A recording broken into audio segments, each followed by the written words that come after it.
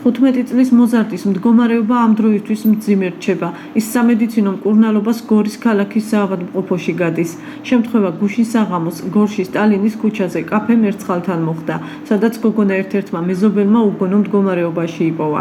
ოჯახის წევრების ინფორმაციით სხეულზე მას მრავლობითი დაზიანებები აღენიშნება, მათ შორის ყელის არეშიც.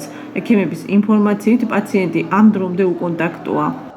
კრიტიკული მდგომარეობა, უკიდურესად მძიმე მდგომარეობა. რა მდგომარეობაში შემოუყვანეს? ტრაუმატული შოკი იყო არასტაბილური, უმძიმესი ამატყოფილი შემოიყვანა. მკურნალობას ექნებარება. შედეგი რა მივიღეთ, მაგას წინასწარ ვერნებას ვერ გეტყვით.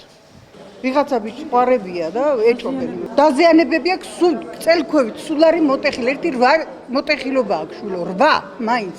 მძიმე მდგომარეობაშია. მომხდარზე უკვე აღიძრა სისხლის სამართლის საქმე. ოჯახის წევრები თვითმკვლელობის ვერსიას კატეგორიულად გამორიცხავენ. თვითმკვლელობის მიზნით არ წავიდეს გამოძიება.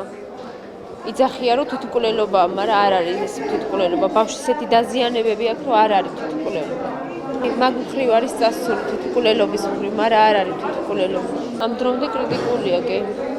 კრიტიკულია.